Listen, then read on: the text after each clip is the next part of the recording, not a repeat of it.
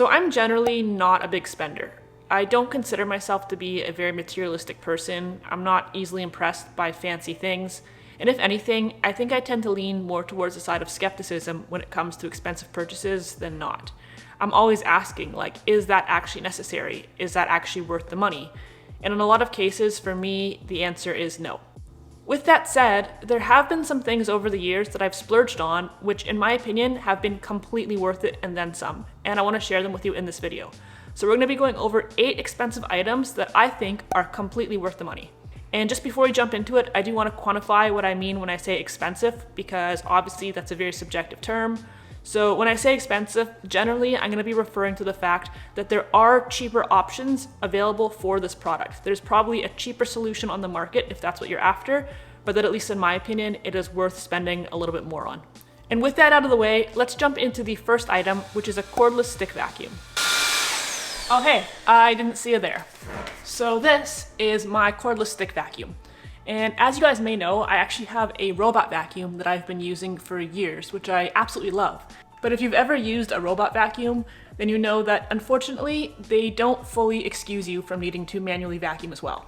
And so I still need to have a regular vacuum that I can use on the stairs, that I can use on the rug, that I can get into the corners with, and all the other spaces where the robot kind of drops the ball. A cordless stick vacuum, to me, is by far the easiest way to manually vacuum your house because there's no cable, there's no heavy vacuum to lug up and down the stairs. I think the key to being consistent in any habit, as I've talked about in the past, is reducing friction, making the task as easy as possible. And to me, when I have to deal with a heavy, bulky vacuum with hoses and cables and all of that, I'm a lot less likely to actually go ahead and vacuum. So reducing that friction and making this job as easy as possible is key. Now this one here is not a real Dyson. Is it as good as a Dyson? No, it's not. But it is 1/3 of the price. And for me, living alone with just Levi in a house where I don't have any carpets, honestly, this is more than good enough. If you have a big family, if you have a lot of animals, you probably want to invest in probably an actual Dyson or at least a higher quality vacuum. But for my needs, this more than does the trick. And for the price point, I think it's definitely worth it. Item number 2 is a fancy coffee maker. In my case, an espresso machine. I made an entire video going back a few months ago about the mental gymnastics I had to do to justify this purchase, but when all was said and done, I'm really glad that I kept it. Personally, I'm using the Breville Barista Express. The retail of this machine is roughly about 800 Canadian dollars. Now the question is, do you need an $800 coffee machine to make good coffee? And of course, the answer is no. But if you're somebody who actually enjoys the act of making coffee, if you're somebody who has people over frequently and makes coffee for friends and family, and especially if you're somebody who really enjoys kind of lattes and cappuccinos and the types of drinks you might get at a cafe or a place like Starbucks, I would make the argument that this is not a bad place to invest your money. If you're somebody who hits the Starbucks drive-thru every day at $5, $6, $7 a drink, you can very easily pay off this machine in just a few months from not going through the drive-thru. Not only that, but the drinks you can make at home once you get everything dialed in and you figure out what kind of coffee you like will actually be way better than anything you've probably ever had at a cafe. So do you need this thing? Of course not. Is it fun? Is it enjoyable to have? I think it is. And can it save you money? Yeah, actually, depending on your current habits, it might actually save you money. And if that's the case, I think it's worth investing into. Item number 3 was generously sent to me by today's sponsor, FlexiSpot, and it is a standing desk. Personally, I have been using a FlexiSpot standing desk for over 2 years now, and I absolutely love it. It has made such a huge difference on my productivity and the comfort of my back and neck especially. So when they reached out and asked if I'd like to try their new E7L L-shaped desk, I said absolutely. And because I already have one of their desks, I decided to gift this one to my mom, who works a remote desk job. The FlexiSpot E7L is an extra large premium desk that sits on a super sturdy triple motor steel frame. The height adjusts from 25 inches all the way to 50 inches, making it perfect for anyone of any height to comfortably sit or stand while working. My favorite thing about FlexiSpot desks is that they are completely customizable with a range of different tabletops and accessories to choose from. A lot of standing desks have issues with stability in the raised position, but as you can see, it's absolutely not a problem here. And FlexiSpot desks come with a 15-year warranty to boot. The Black Friday sale starts now. To get the best deal on FlexiSpot standing desks, ergonomic chairs, and more, click the link in the description and use my code YTE7P50 at checkout to get an additional $50 off your E7L standing desk. Okay, item number 4 is not going to apply to everybody. This is going to be quite geographically specific, but if it applies to you, then it applies to you, and that is snow tires. Actually, to be totally honest, these are not my snow tires, these are my summers. I haven't switched them yet, but I think you get the point. For the longest time, I just didn't believe the hype. I wasn't convinced there would be that much of a difference between summer tires and winter tires. I also just didn't really want the hassle or the expense of having to have a second set of tires and rims and having to pay to have them switched every season. But I finally broke down and I did it, and I gotta tell you, it is 100% worth it. I feel so much safer and like I have such better control when I drive in the snow now. And to be fair, you get twice as much life out of both sets of tires when you're only using them for 6 months of the year. So if you live somewhere where it's cold and snowy and icy, and especially if you do a lot of driving, honestly, snow tires are 100% worth it. Okay, for item number 5, I'm gonna let you in on a little secret, but don't tell anybody that I'm telling you this.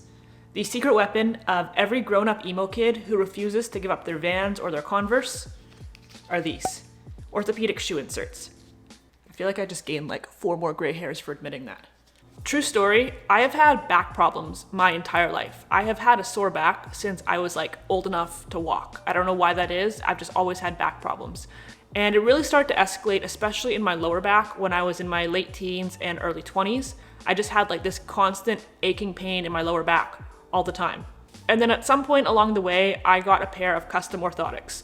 Full disclosure, I was actually given them for free. A family member of mine like makes and sells them, and they were like, hey, do you want a pair of orthotics? And I was like, sure, I guess, why not? I put them in my shoes, didn't think anything of it, and I woke up one morning, like maybe 3-4 weeks later, and I was like, you know what? My back hasn't been hurting me. And I didn't even put 2 and 2 together immediately until I stopped wearing those shoes that had the orthotics in, and a few weeks later, my back was hurting again. And I was like, oh my God. To be totally honest with you, I don't know if custom orthotics specifically are superior to like the regular Dr. Scholl's inserts or whatever that you can get. I really don't know. I haven't tried those ones. If you have medical benefits that allow you to get the custom ones for free or for cheap, I would 100% do it. If not, maybe just try the generic ones first. It made enough of a difference that I can truly say that even if I had to pay for them in full out of pocket, it's totally worth it because you just can't walk around in pain all the time. I mean, I did for 20 years probably, but now I don't. Okay, item number 6 is a good quality pair of sunglasses. I've been wearing this exact same pair of Ray-Ban New Wayfarers for the last like 13 years probably. They're definitely due to be replaced. I've dropped them, I've stepped on them, I've kicked them, I've sat on them. They're warped, they're scratched. They've seen better days. But before I had these, I only ever really wore like dollar store sunglasses or department store sunglasses that were really cheap and flimsy and crappy. And as bad condition as these are in, those ones never would have even made it this far. Those ones would have broken. And not only that, but I have since come to learn that a lot of cheaper sunglasses don't even offer the UV protection for your eyes that you're supposed to have, which kind of defeats the entire purpose of wearing them. My eyes are very sensitive to light. In fact, when the sun comes in the window too strong, you can sometimes see in some of my videos that this eye will squint closed. I was born with an eye injury, which left me partially blind. Long story, I'm fine now, but my eyes are sensitive to the light. And if I walk outside without my sunglasses on, I just start crying like a baby. And so having these nice sunglasses have not only helped my eyes, but they've held up to a lot of abuse. And maybe this is just a me thing, but I often find that when you do spend a little bit more money on something and you pick out something that you actually truly like, you're more inclined to use them, number one, and you're more inclined to like take care of them. So, I mean, these ones are beat up at this point. I think I paid about $150 for these at the time, which I guess all things considered is not the most expensive, but certainly they're not cheap either.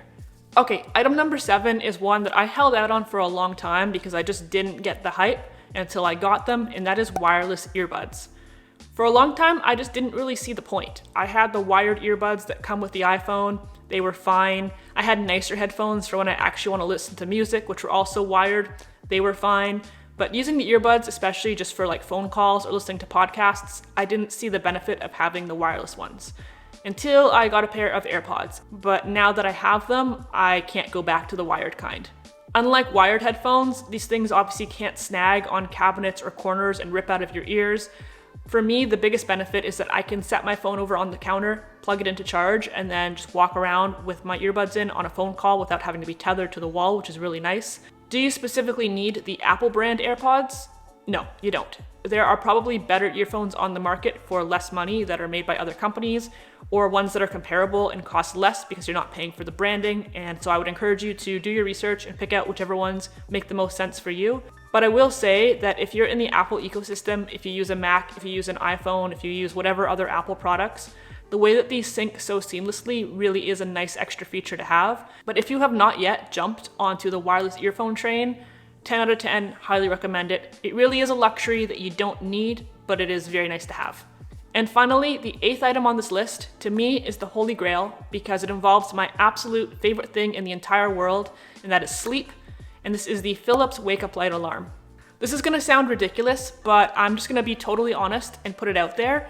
And that is that I have massive anxiety about alarm clocks. Like, I cannot sleep if I have a traditional alarm clock set, because to me, it is just panic inducing to be like jump scared awake first thing in the morning, to know that, you know, you're gonna be deep in sleep and something's just gonna like blast your eardrums and wake you up. And so if I have a traditional alarm clock set, I won't sleep. I'll wake up every hour or two all night long to look at the clock and count down until that thing tries to scare me awake. I'll be like 5 more hours, 4 more hours, 2 more hours, and it's just brutal. But this wake up light has changed everything. You set your scheduled wake up time, just like you would with any alarm, but instead of being suddenly jolted awake by a siren or by music, it starts to gradually light up about 40 minutes before you're due to get up. So it starts to gradually brighten up your room, just like if the sun was rising, and then it reaches full brightness by the time that you're ready to get up. You also have the option of adding sound effects, so there's like really subtle like birds chirping, things that are not jolting, or you can just turn them off entirely. But for me, this thing has changed my life, because if I don't have an alarm clock at all, honestly, I'll just like sleep the rest of my life. But if I have a regular alarm set, I don't sleep at all. So this thing is perfect.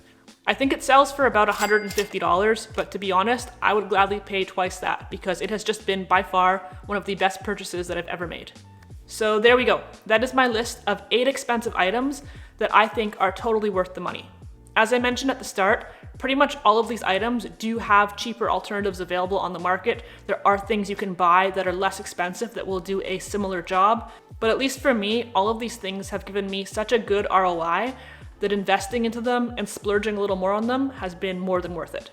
I'm very curious to know if you yourself have ever splurged on something that you think is totally worth the investment.